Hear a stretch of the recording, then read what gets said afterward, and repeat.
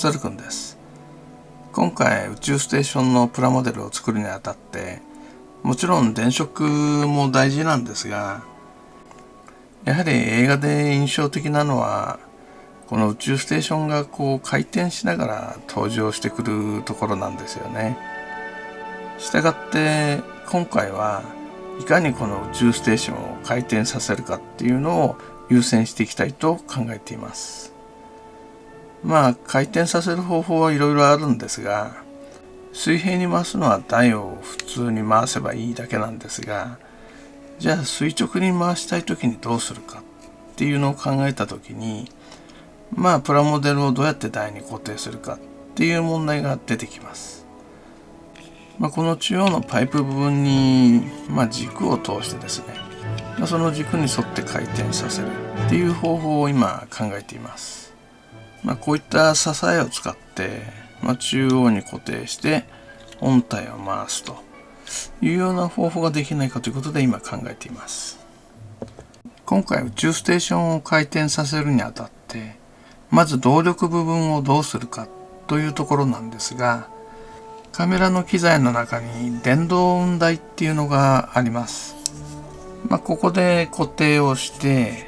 上の部分が電動で回転していくというカメラの機材なんですが、こちらの方を動力源として宇宙ステーションを回していきたいというふうに考えてみました。で、どういうふうな形でじゃあ宇宙ステーションと接続をしていくのかっていうことなんですが、ネジが見えると思うんですが、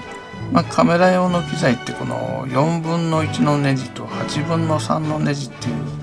2種類のネジを使うことが多くて、こういったアームですね、カメラを支えるためのアームだったりするんですが、こういったものを、大体こういう雲台にですね、接続することが可能になっています。この先にですね、これは宇宙ステーションの中央の円筒の部分ですね、こういったものを接続していって、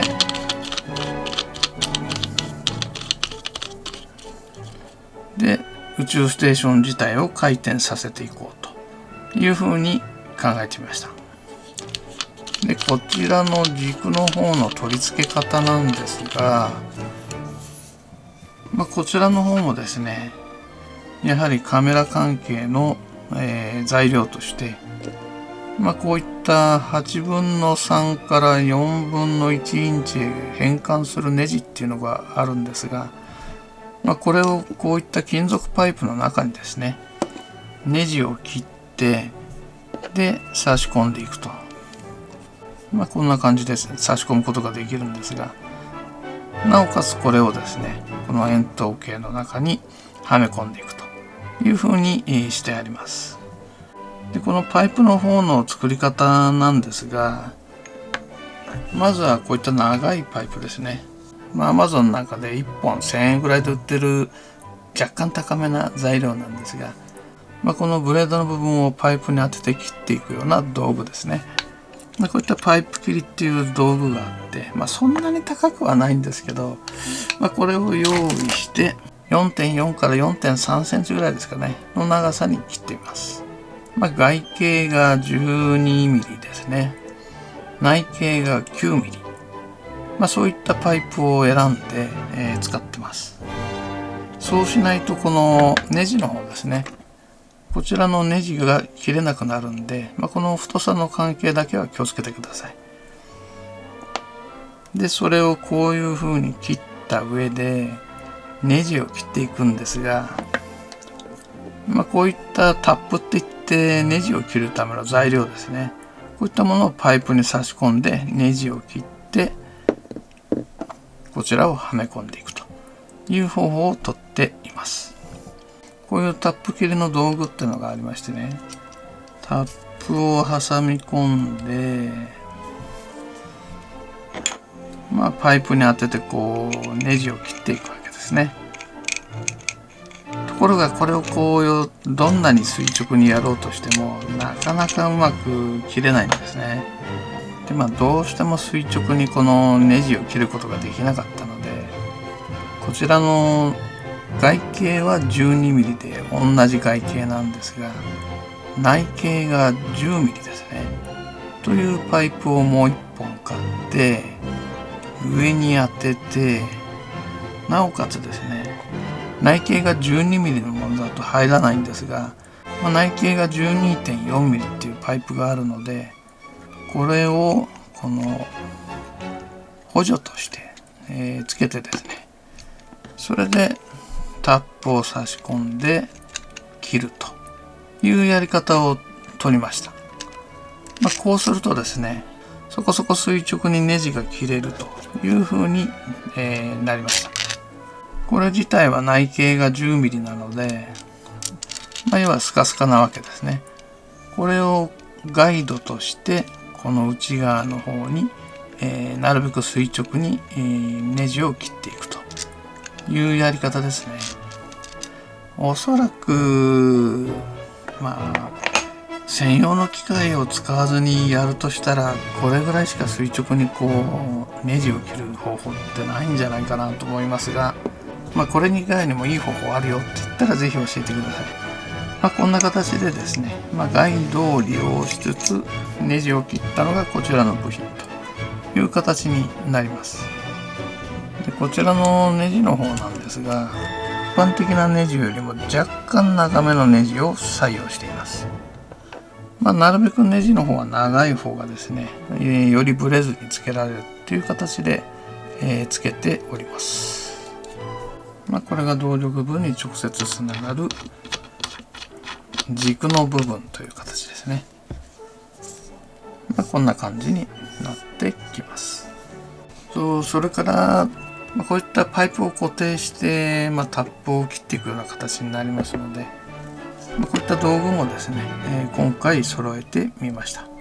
た。なんとなく本体よりこういった道具の方にお金がかかってるような気もしますが、いい機会なんで、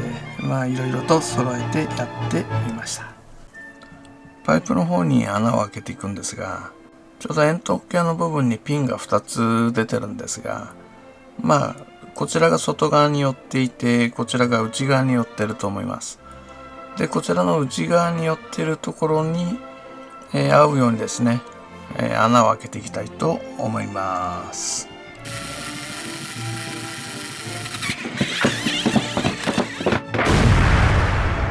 こちら宇宙ステーションのドッキングベイの入り口ですね。このドッキングベイの中の電飾についてなんですが、映画の中ではこの列とこの列、2つのこの照明の列があって、ドッキングベイを照らしているんですが、今回もこの部分をくり抜いて中から LED で照らすという方法を取るのが一番ベストなんですが、スケールの大きさというのもあるので、とりあえずドッキングベイの中をこう光らせるという風に絞ってみました。で、まずはこの部分ですね。ここにスリットを切って、中から LED で照らしてみようという風に考えています。で、LED の方なんですが、Amazon の方でちょっと面白い LED の方を見つけまして、これLED にすでに電池がはめ込んであるものなんですが、スイッチがないんですね。で、じゃあどうやってつけるのかっていうと、この磁石ですね。磁石を近づけるとつくと、非常に小さくまとまった LED のユニットっていう風になっています。これをですね、このドッキングベイの、少しこう暗い板ではめ込むような穴を作ってみましたんで、この穴の部分に LED をはめ込んで、ドッキングベイ自体を光らせていこうというふうに考えてみました。どうしても電池の交換とかの後々必要になるので、とりあえずテープで固定をするというふうにしてあります。なおかつですね、ここにマグネットを実は仕込んであります。この磁石である程度固定ができるような形で考えてみました。実際にはこのカバーがかぶってきて、その上にこれが乗ってくるイメージですね。こんな感じですね。これでドッキングベイの入り口自体は落ちなくなりますので、ここはちょっとまだ接着剤で留めていないのでグラグラしてるんですが、こんなイメージでドッキングベイの方をつけてですね、このマグネットを近づけることによってこんな感じで光るようにしてみました。2つ LED を使ってるんで、そこそこの光量が出ていると思います。もちろん前面の方も光らせたいところではあるんですが、とりあえず円形で見る分にはですね、そこそこかなというふうに思います。これも消すときにはですね、もう一度この磁石を近づけて、よっと、こんな感じですね。消すことが可能になっています。こちらの軸をこの中央の円筒部分に差し込んで、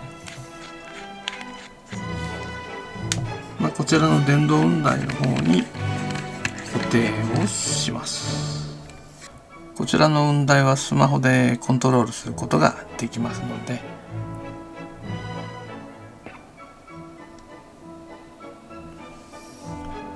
こんな形で回転をさせていくという感じですね。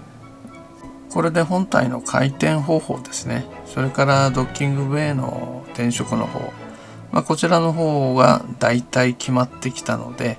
次はリングの方ですね。リングの方の電飾の方をいかにしていくかというのを考えていきたいと思います。若干こういった機材等が必要になってくるんで、カメラ好きの方は意外と持っていたりすると思うんですが、あまりカメラに興味のない方はですね、今回のやり方ちょっと辛いかもしれません。